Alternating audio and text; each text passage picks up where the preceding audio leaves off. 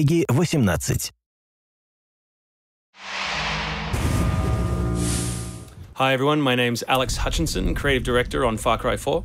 I'm Mark Thompson, I'm the narrative director on Far Cry 4. Nice to meet you. Nice to meet you as well, and welcome to Kiev, our new fictional location.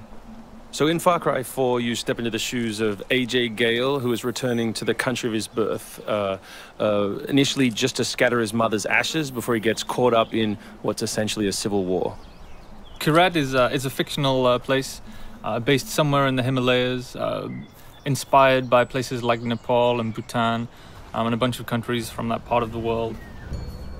So looking out there, you know, one of the core things of any open world game, that sort of excitement and mystique and hope of an open world is, you know, what is all that smoke coming from? You know, what temples are out there? What secret locations? So we've peppered the world with different places to find, all of them filled with loot and secrets and collectibles and all that good stuff. And of course, the open world of Far Cry is densely populated with a variety of different animals, beasts. And also that's some kind of yak. I don't even know what that animal was. Yak, I believe. Is it a yak? With next-gen fur. Next-gen fur, that's true. Individually modeled hairs. So you see here with with the eagle, you won't see it in this demo, but you can be attacked from above for the first time in a Far Cry game. So we've tried really to play with verticality, to have threats above and below you. And obviously you can still get involved in the ecosystem of the animals and hunt, and you can throw bait now. Yes, to attract animals. Yeah, and stuff like the eagle stealing the barrel of the goat. Like, it isn't scripted, that's just what happens at the intersection of those two different AI systems talking to each other. The goal being that every player tells themselves a different story, that they get different surprises, that they have a different story to tell their buddies when they come to work the next day or go back to school or whatever. So there are a bunch of new tools in Far Cry 4, one of which you'll see here is the Grapple. We wanted to make something that allowed you to clamber over those annoying cliffs you sometimes came across in Far Cry 3, and something that would also lean into the much more vertical, much more sort of mountainous regions we were building in this game. And that was a pretty simple example, but the level designers get pretty crafty with the setup. We have these areas we're calling adventure zones in the new game, which will take you to places like temples, which you can see from afar, and force you to use the grapple in sort of really interesting and different ways.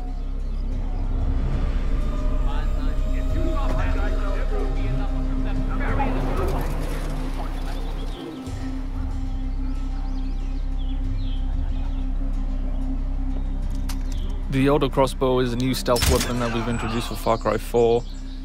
It adds a little more versatility than the bow did in Far Cry 3. Obviously it sacrifices the long range for rapid fire, but it's still a super useful stealth weapon. So this is one of my favorite bits. This if you look down when you're meleeing in the new game, you kick. So you can do all kinds of fun setups such as that.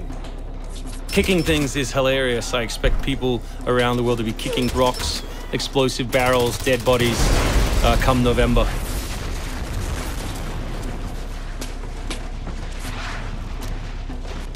Our goal really was just to provide as many tools as possible, whether vehicles or animals or weapons or, you know, goofy stuff, and let people fit them together any way they want.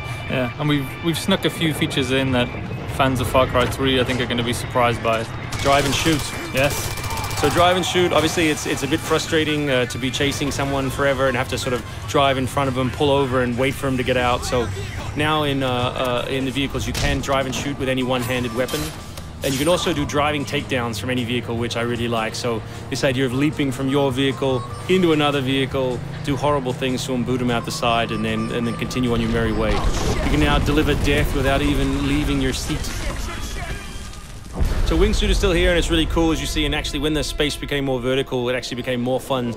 The mountainous environment means that there's a lot more wingsuiting to be found. And hopefully you won't get it before the middle of the game.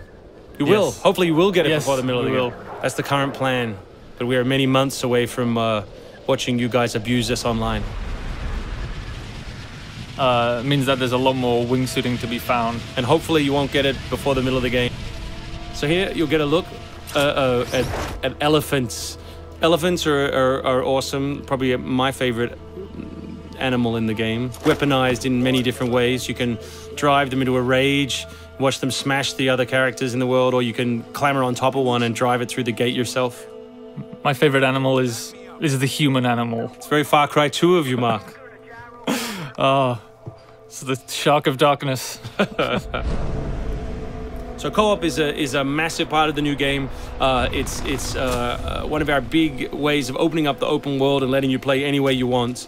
So basically, when you ask your buddy to join, all the solo missions turn off, and you're left with all of the open world toy, the outposts, the fortresses, the towers, all the quests to play any way you want.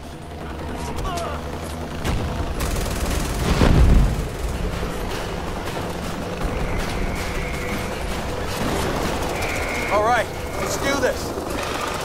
What do you think of the Buzzer, Mark, which is a small one-man helicopter? It's very red. No, but it's cool because it gives like this almost like developer perspective on the world. Like you normally, in Far Cry 3, you could never really see an outpost, or you couldn't engage with an outpost from this kind of vantage point, which is really cool. So the outposts from Far Cry 3 were like the template for the fortresses. They're kind of like bigger, better, more badass version of the outpost to more badass. To paraphrase Cliffy B. Badassitude. So imagine charging that vehicle, you know, atop the elephant as opposed to just watching it happen.